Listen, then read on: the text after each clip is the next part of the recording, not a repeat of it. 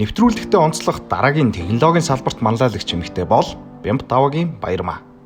Радио холбооны инженер мэргэжилтэд тэрээр Mobicom корпорацид авлах үйлчилгээний оператороос ажлын гараагаа эхэлж өдгөө мэдээллийн технологи хариуцсан дэд захирлаар ажиллаж байна. Инженерч сэтгэлгээг эрхэмлдэг дүүний ажлын ноу-хау, амжилтын нууцтай танилццгаая.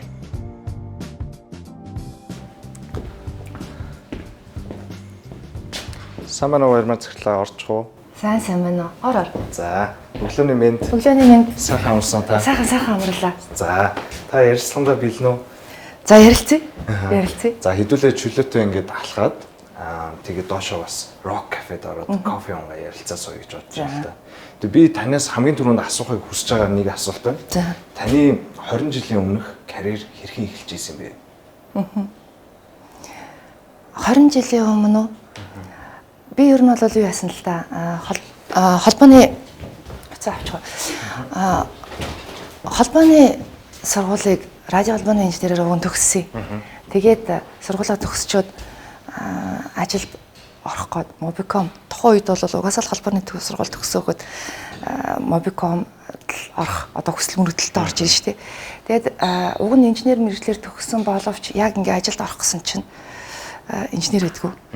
Тэгээд чи хүлээх юм уу? Эсвэл бэлэн ажлын байран дээр ажиллаж чаад. Тэгээд дараа нь инженер рүү орж олно штэ гэд. Тэгээд хүлээхгүй штэ дөнгөж сургууль төгссөн хөлт чинь өө орё.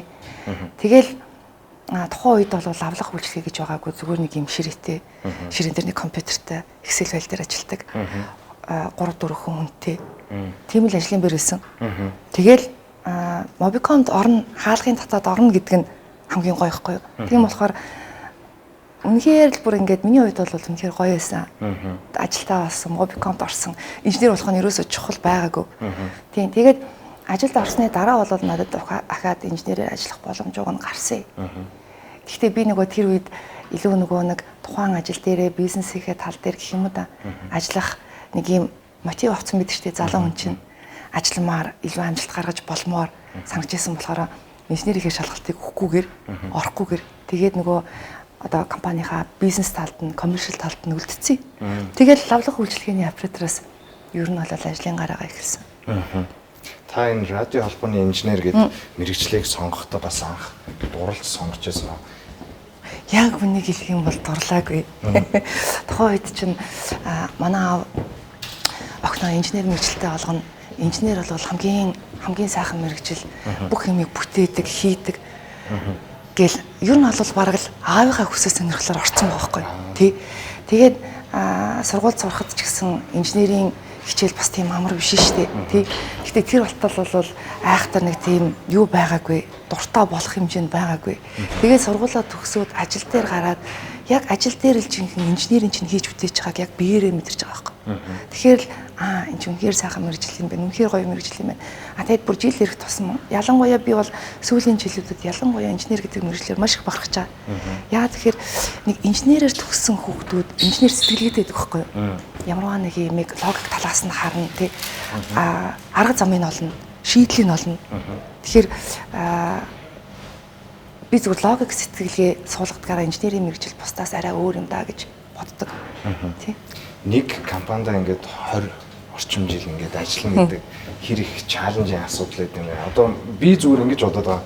Та ингээд зүгээр нэг одоо юу гэдэг нь зөвхөн мэдээллийн технологи гэдэг энэ газраа ингээд ажиллаагүй карьертай ажиллаагүй л юм л да. Дандаа ингээд солиод өөрөө чаленж ирээд явагдсан байна.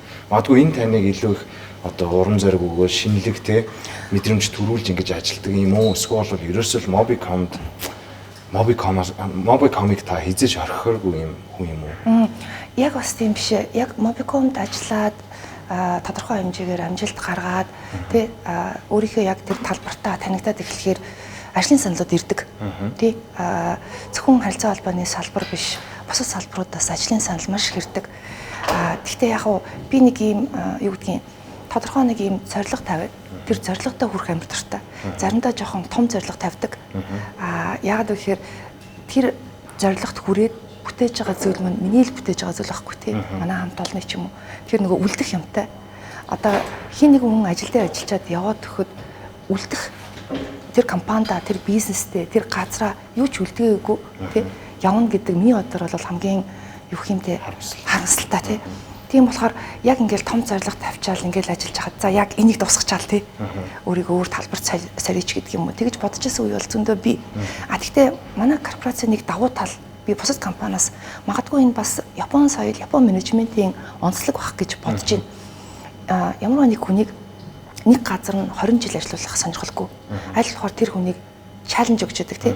Үнэхээр л тэр хүн тэр компанид хэрэгтэй. Тэр хүнээс илүү хөгжүүлэх юм сонирхолтой байдаг болохоор урт удаан хугацаанд ажиллаулмаар байгаа болохоор аль нэг газар сориод амжилт гаргасныхан дараа дараагийн газар нь шилжүүлдэг. Одоо бид нар бол rotation гэж хэлдэг. Тэгээд шилжүүлээ тэр газар нь дахиад нөгөө ахаал тэр хүн чи өөрийгөө хөгжүүлнэ шүү дээ. Нэг асантаа ингээд comfort zone буюу өөрийнхөө нэг одоо юу гэдгийг тог тухтайгаа зоонд орчхоор хүнээс юм гарахаа хэлцдэг. Өөрийнхөө ажилдаа эрддэг тий. Угаасаа чаддаг болохоор тэр ажил нь ч амархан санагддаг. Тэгэнгүүт ажил солигдоод дараагийн талбар дээр очихоор шинэ юм сорно.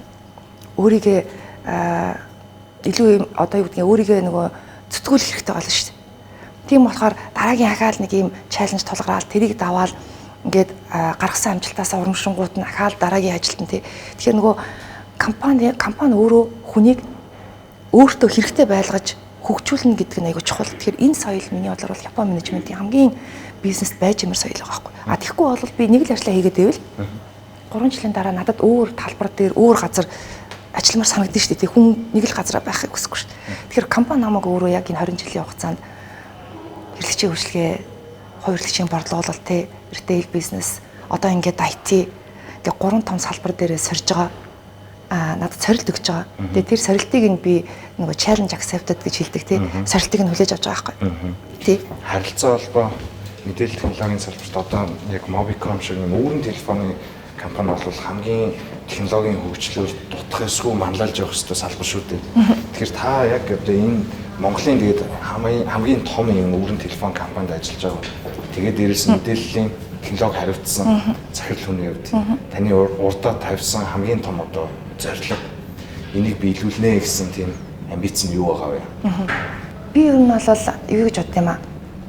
Мэдээллийн технологийн салбар тэр тусмаа яг компанида яг энэ чиглэлээр ажиллахад энэ салбарт яг энэ мэдээллийн технологийн газарт ажиллаж байгаа залуучууд тий өдөр болгон сурах хэрэгтэй гэдэг байхгүй. Өдөр болгон сурах хэрэгтэй.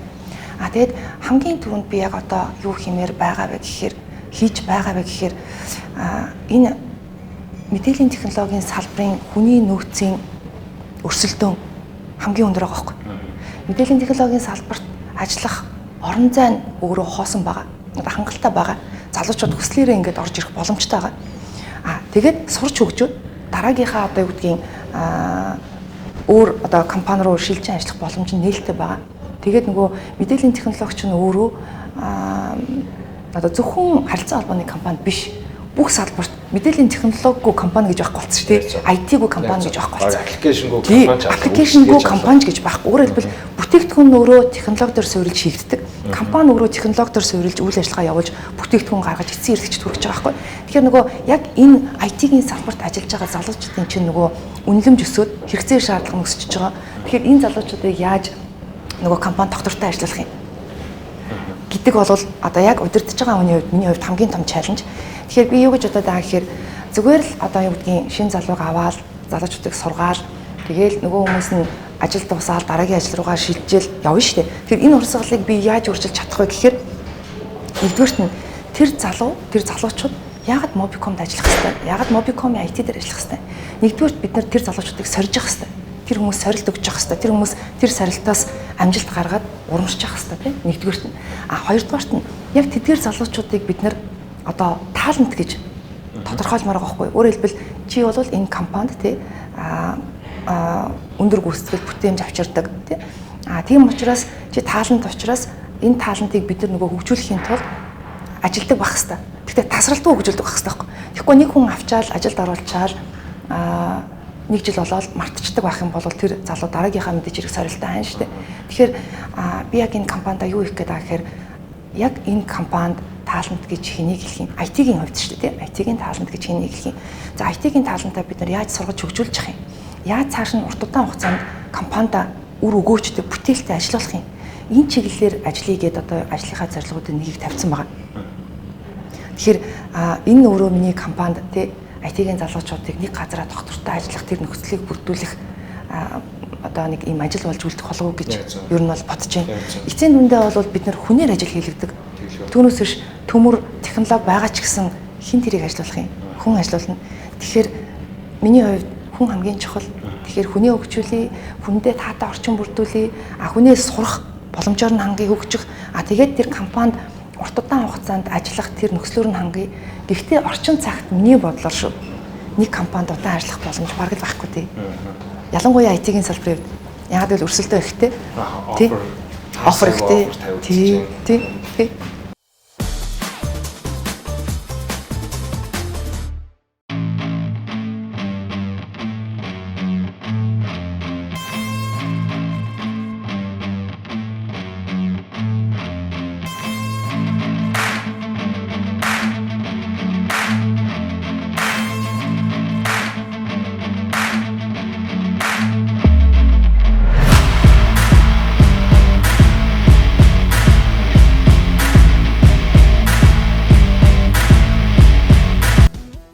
Амьд шим 2 дахин их хязгааргүй эрч хүч тасралтгүй эсэргүүцэл гэр бүлийн бүх гишүүдэд зориулав.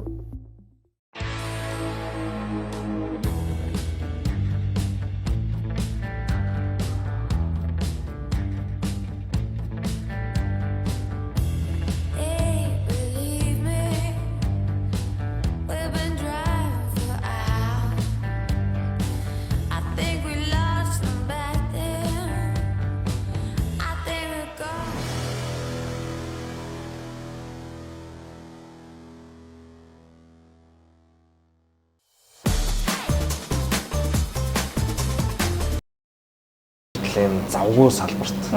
Завгүй хамгийн завгүй байх ёстой албан тушаалд ингээд ажиллаж байгаа хүний хувьд. Тэгэхээр залуу хүний хувьд ер нь хоббитой байх, түүндээ цаг зарцуулна гэдэг нь хэр үнцэнтэй асуудал юм бэ?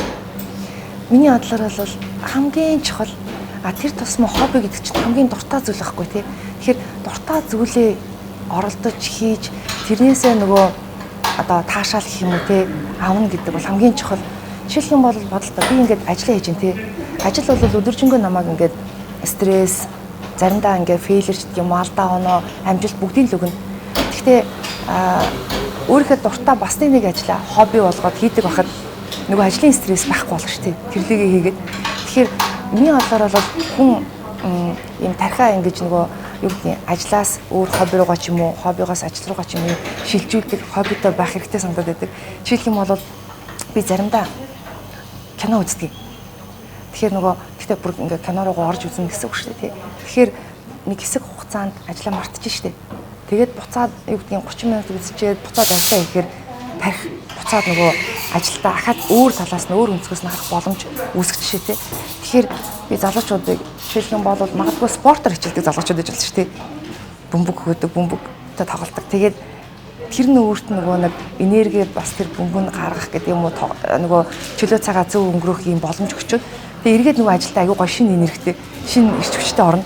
Биеийн болоод сэтгэлийн эрүүл. Тий. Тэгэхгүй болохоор миний бодлоор энэ нэг л юмдаа ингээ хит төвлөрчгөөр маш их стресс, маш их дарамт магадгүй заримдаа юмыг нэг л өнцгөөс нь хардаг болчтой юм шиг санагдаад байдаг байхгүй. Тэгэхээр түр ингээ зогсоод өөр юм хийж агаад эргээд буцаад нөгөө ажилдаа орохоор өмнө хараад байсан өнцгөөс шал өөр өнцөг харж чаддаг. Тэгээ би зүгээр боддیں۔ Ер нь ямарваа нэгэн ажлыг хийх, ямарваа нэг зүйлийг хийхэд зөвхөн нэг талынх нь өнцгөөс хэрвээ чи харах асуудлыг харах юм бол амжилтанд эзэж хүрэхгүй, асуудлыг хийж шийдэхгүй. Тийм болохоор би ялангуяа өөрийнхөө бага бүрдүүлэгч гэдэг юм уу, эсвэл шийдвэр гаргахдаа ийм ялгаатай олон талт diversity гэдэг тийм ийм diversified ийм олон талт үзлийг саналыг сонсох туфтаа. Тийм багийг бас бүрдүүлэх туфтаа. Өөртөө адилхан биш, өөрөөсөө ялгаатай хүмүүсээр бага бүрдүүлэх туфтаа. Тэгэхээр нөгөө ялгаатай үзэл бодол дотроос зөв шийдвэр хамгийн урдан гарна. Миний хараагүй үнцгийг надаас өөр үзэл бодолтой хүмүүс маань тэр үнцгийг гаргаж ирнэ. Магадгүй тухайн моментод надад таалагдахгүй эсвэл шийдвэр гаргах нөлөөлөхгүй байсан ч гэсэн тэр мессеж нь чухал. Тэр мессежийг би хүлээж авна. Дараагийн удаа би шийдвэр гаргахад ийм бас үнцэг байж болдог тэгээд тэгэхээр олон талт үнцгийг харна гэдэг нь миний бодлоор бизнест хамгийн чухал саналтай. Хувийн амьдрал дээр ч гэсэн, ажил дээр ч гэсэн ямар ч ялгаахгүй.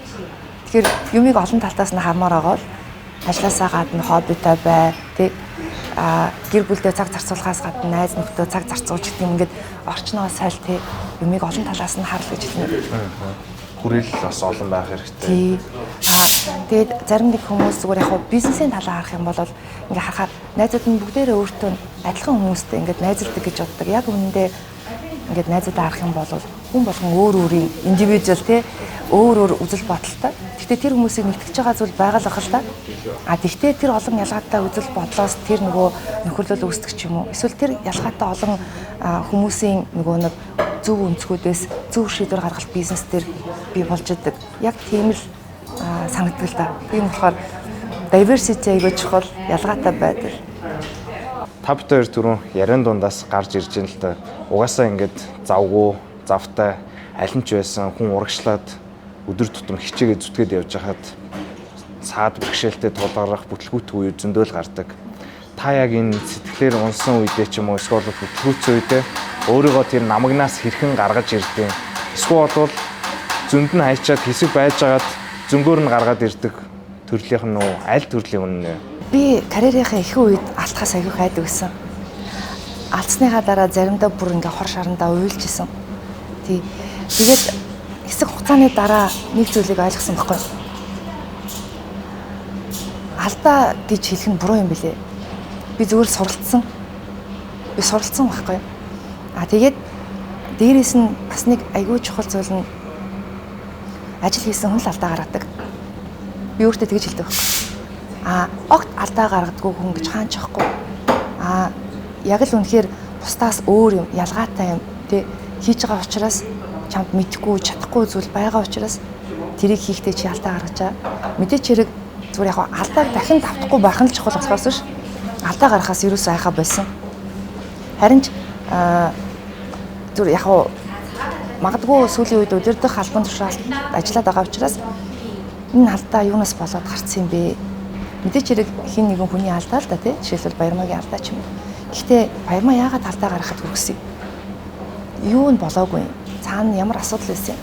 Учир одоо юу гэдгийг шалтгааныг нь тий. Учир шалтгааныг нь олдог ийм байр суурьт илүү болчиход байгаа. Залуу хахад бол алдна, уйлна, харамсна, хахиж гарахгүй гэж гисэн. Одоо бол алдааг би суралцж байна. Төрөний хэлдгээр ажил хийж байгаа хүн л алдаа гаргадаг. Яг нэг технологийн салбарт орох гээд ингээд байж байгаа оюутнууд ч юм уу эсвэл мэрэгчлээд өнгөж сонгож байгаа юм хүүхдүүдэд ялангуяа тэгээд эмэгтэй тийм хүүхдүүдэд эмэгтэй хүүхдүүд чинь ингээд айж байгаа шүү дээ. Нийгэмд одоо ингээд нөлөө үзүүлэх гэх юм уу, нийгэмд ингээд contribution хийх юм сонирхол байгаа бол заавал мэдээллийн технологийн салбарыг сонгох гэж хэлмээр байгаа. Яг тэгэхээр сүүлийн үеийн ингээд шинээр гарч ирж байгаа технологиуд шүү дээ. AI, machine learning, одоо энэ сүүлийн үеийн big data гэдэг энэ технологиудаа дагаад шинэ төрлийн ажлын байрууд зөвхөн энэ салбар дээр ялж байгаа байхгүй. Одоо энэ data analytic, data scientist гэдэг ингээд шинэ төрлийн 10 жилийн өмнө бол огт байгаагүй ийм албан одоо юу гэдгийг мэргэжлүүд бий болж байна. Тэгээ энэ мэргэжлүүд өөрөө технологийн тусламжтай датаг нарийн шинжилдэг тий дээрээс нь тэр датагаар нөгөө компанийг хангадаг. Тэр датан дээр нь үндэслээд компани зөв шийдвэр гаргаж зөв бүтээгдэхүүн гаргадаг ийм чухал энэ мэргэжил тэр тусмаа надаа энийг огтуд бүсгүүчүүд бүр ирчүүдээс илүү хийх юм шиг санагддаг байхгүй. Өөрөөр хэлбэл илүү аналитик чадвар нь илүү нарийн стилийг ингээ харах чадвар нь нөлөөлөх юм шиг санагддаг. Тийм болохоор охид бүсгүүчүүдтэй үнэхээр одоо зах зээлд эрэлттэй, байнгын нээлттэй байх тийм салбарт ормоор байвал нэгдүгээр мэдээллийн технологийн салбар. Хоёрдугаарт нь мэдээллийн технологийн салбар дотроо байнгын шинэ оронтой, шинэ ажлын байр бий болж байгаа салбар нь мэдээллийн технологийн салбар. Гуравдугаарт нь бид нар өөрсдөө энэ аппликейшнийг, энэ технологи дээр суурилсан бүтээгдэхүүн үрсийг бид нар хэрэгжилж байгаа.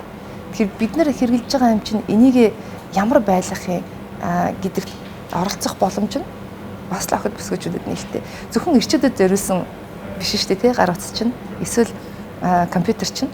Тийм учраас нэгэн л эцсийн хэрэглэгч нь өөрөө түрүүний миний хэлдгээр ялгаатай хэрэглэгч байгаа болохоор тэр бүтээгдэхүүн үйлчлэгийг бий болгож байгаа тэр баг хамт олон компани, бизнес өөрөө бас тэр ялгаатай хүмүүсээр тэр бүтээгдэхүүнийг бий болгож иж эцсийн хэрэглэгчид яг үнэхээр хүсэл сонирхолтой нэрэлтэнд нийцсэн бүтээгдэхүүн гарна.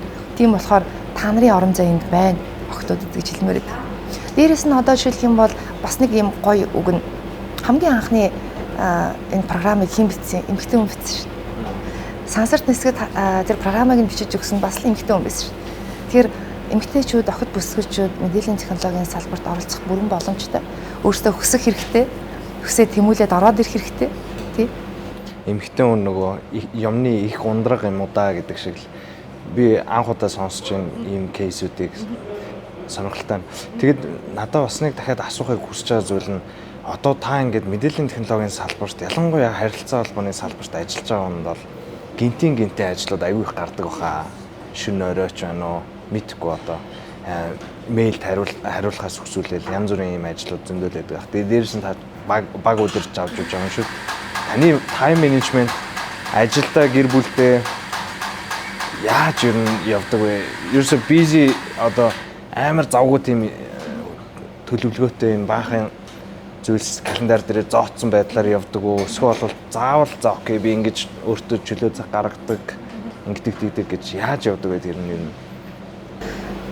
Ер нь бол сүүлийн үед бол болж игэл аль болохоор ажлыг тодорхой цагт дуусгахыг зорддог болоод байгаа. Яагаад тэгэхээр ажил хийж дуусдаггүй шүү дээ тий.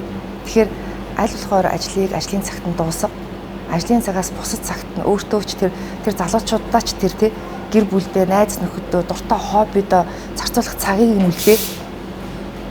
Тийм болохоор айхтар тэгэж юу гэдэг лээ.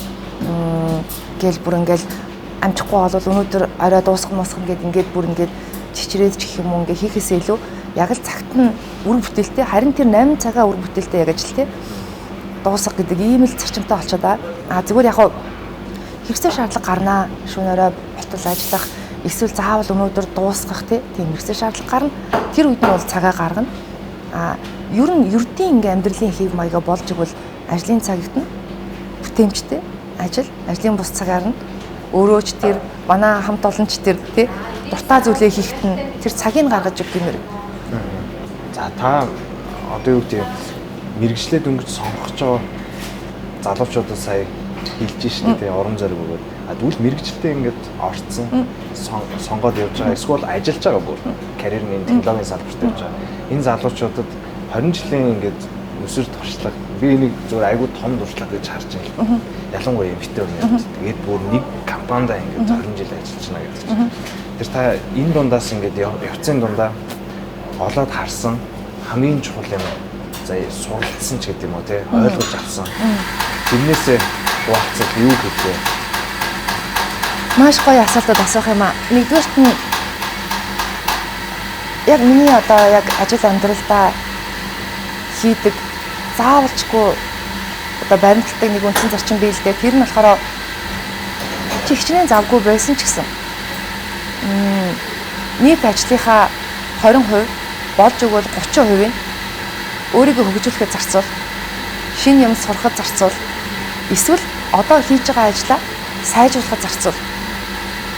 Тэгэхгүй болохоор өдөр тутмын ажил хизээж дуусахгүй. Чи өнөөдөр өглөө 9 цагт ажилдаа ирлээ. 6 цаг хүртэл нөгөө хийдэг ажлаа хийгээл явна. Маргааш ахаад үргэлжлэнэ. Тэгэхээр хэрвээ чи энэ ажлаа 9 биш 8 цагт хийдэг болгоод 8 биш 7 цагт хийдэг болгох тэр боломжийг хайгаад эсвэл чам төвөгтэй байдаг тэр асуудлыг чи сайжруулахад тий өдөр тутмын ажлаа түр зогсоогоод хугацаа зарцуулаад чин сэтгэлээсээ өсөх юм бол гарц нь шийдэл нь байж байгаа байхгүй юу?